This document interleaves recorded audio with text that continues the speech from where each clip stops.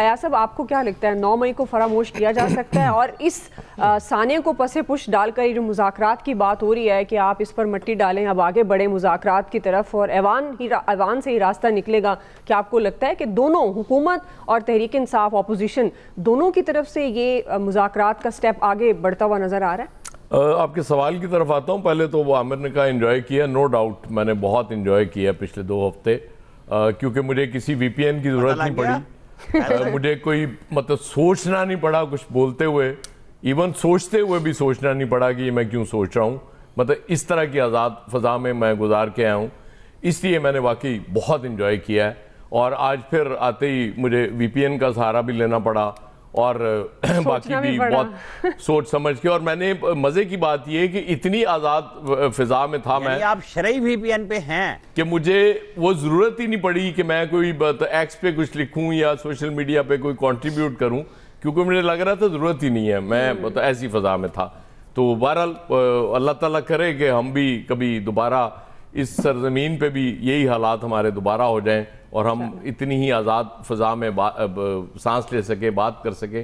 देखिए 9 मई की जहाँ तक बात है, ये मेरा पहले दिन से मौक़िफ़ है कि रियासत को 9 मई से आगे बढ़ना पड़ेगा अगर इस मुल्क ने ट्रैक पे वापस आना है। जब तक हम 9 मई में फंसे रहेंगे हम आगे नहीं बढ़ सकते। वो आप जैसे भी उससे आगे बढ़ना है, आपने लोगों को सजाएं देनी है, इंसाफ जो भी करना है करें, लेकिन जब तक आप 9 मई में फंसे रहेंगे आप आगे नहीं बढ़ सकते। ये मेरा ईमान है।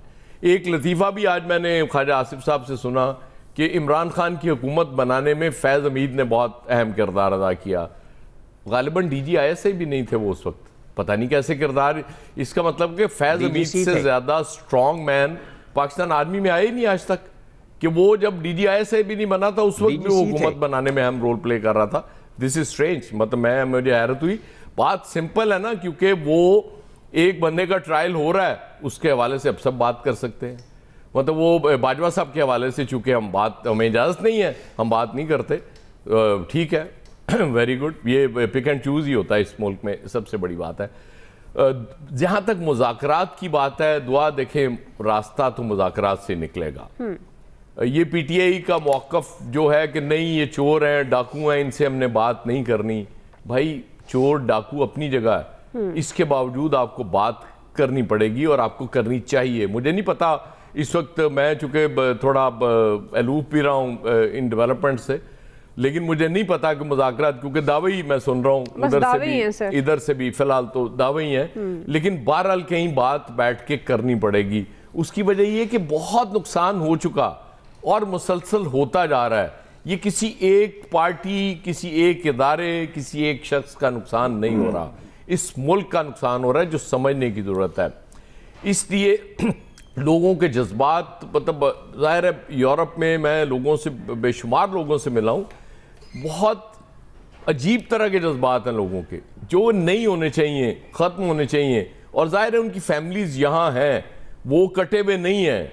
वो फैमिलीज़ में जब आपस में बात भी होती है, और तशवीश बहुत है इस मुल्क के हवाले से जो नहीं होनी चाहिए। जो मेरे लिए सबसे बड़ा वो सुहाने रूह बना हुआ था कि पाकिस्तान के मुस्तकबिल के हवाले से जब लोग बात करते हैं तो यकीन करें कि दिल कट जाता है। क्यों? मतलब ये बात भी क्यों हो, कोई इस बारे में सोचे भी क्यों। लेकिन हम जो यहाँ बैठे हुए हैं, हम इस चीज़ को तवज्जो देने के लिए तैयार ही नहीं है। हमने कुछ चीज़ें तय की हुई हैं।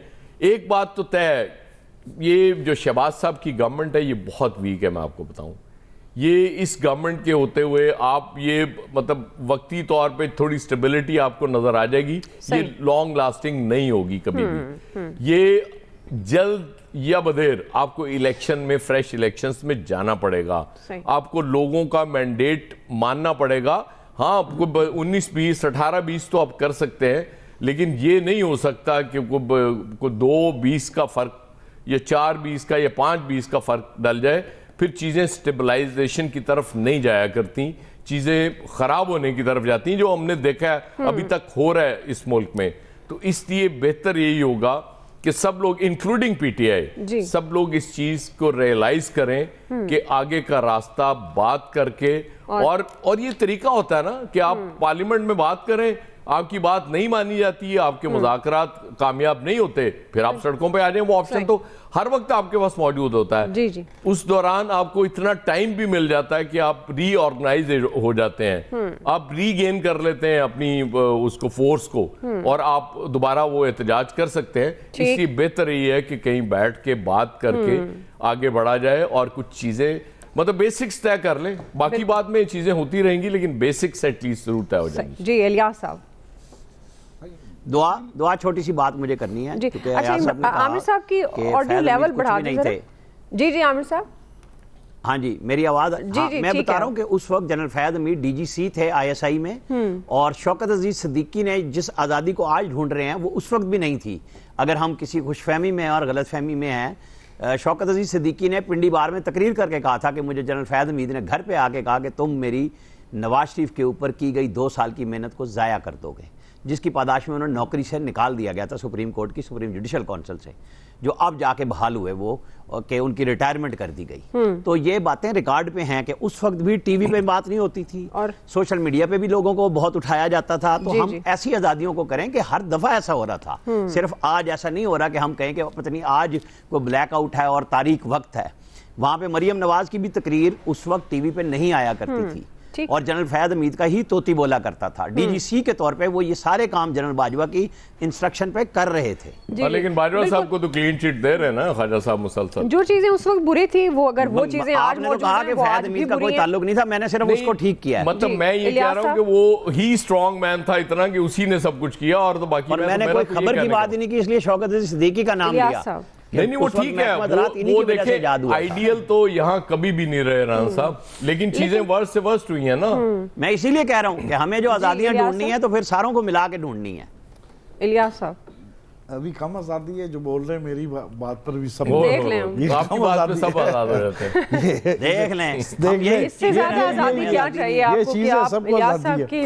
अच्छा ये है कि आप सब बोल रहे हैं PTI की जो है, जो क्या कहते हैं वो देखें, उन्होंने जो अपनी शराइत रखी थी वो शराइत अब वापस ले ली है, ये देखना चाहिए। अगर मुज़ाकरात हो रहे हैं, अगर मुज़ाकरात अगर हो रहे होते तो कोई ना कोई चीज़ें सामने आप ज़रूर आती कि जो शराइत थी इन्होंने कि गवर्नमेंट अपना मैंडेट उनका जो है वो वापस जो चोरी की है, जो इल्ज़ाम लगाते हैं कि चोरी किया है, वो वापस कर देगी गवर्नमेंट, हुकूमत छोड़ देंगे।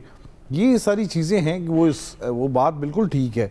जब तक जेल से उनको आता नहीं है सही वाज़िया तौर पर, इनको अहकामात नहीं आते कि क्या शराइत रखनी है, ये जो मुज़ाकरात के लिए एक दूसरे को पेशकश कर रहे हैं, एक दूसरे को बिल्कुल ये बातचीत कर लेंगे, लेकिन जो असल जो चीज़ है कि क्या गवर्नमेंट उनकी बातें मानने के लिए तैयार है। गवर्नमेंट कल तक तो उनके कह रहे थे कि गवर्नमेंट हमारी बात नहीं सुन रही, अब कह रहे हैं कि जी ब्रेक थ्रू आ रहा है। ब्रेक थ्रू क्या आ रहा है? इसमें तो वो कोई चीज़ वाज़िया तौर पर तो नज़र नहीं आ रही है। अगर गवर्नमेंट छोड़ देंगे ये अपनी और इनको दोबारा इलेक्शन करवा लेंगे, ये चीज़ें वाज़िया होनी चाहिए ताकि जो है बातचीत, वरना तो ये कोई चीज़ इसमें देखें इनके जितने मर्जी देर इलेक्शन के वो बिठा लें, मुज़ाकरात के लिए बातचीत करवा लें, लेकिन ये एक ऐसा है कि इनका जब तक आपस में बातचीत नहीं होती कि वाज़िया तौर पर ये नहीं होते कि पुरानी जो शराइत थी वो PTI वापस ले लेती है और नई शराइत ले लेती है कि जी जेल से रिहा कर दें अंबानी PTI को, और यहाँ जो दूसरे जो केसेस हैं तो 9 में के जो वाक़ई जो मुकदमात वगैरह हैं, जो केसेस वगैरह वो तो वापस नहीं लिए जा सकते और ना उनको वापस करना चाहिए। उससे मुतल्लिक जो चीज़ें हैं कि उस पर उस केसेस चलने चाहिए ताकि ऐसा जो है वाक़या जो हुआ है उसमें मुल्क की तारीख में इसको जो इसमें जिन्होंने किया ये सब जो इसमें मुलव्वस हैं उनको सज़ा मिलनी चाहिए ताकि आइंदा ऐसा वाक़या ना पेश आए।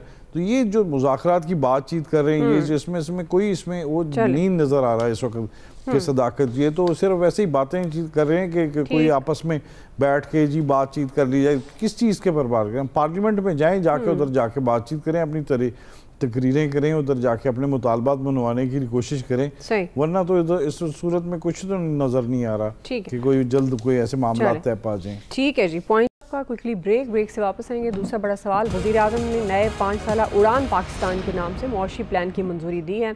अब हम सवाल रखेंगे क्या पाकिस्तान की मईशत उड़ पाएगी? राय लेंगे ब्रेक के बाद।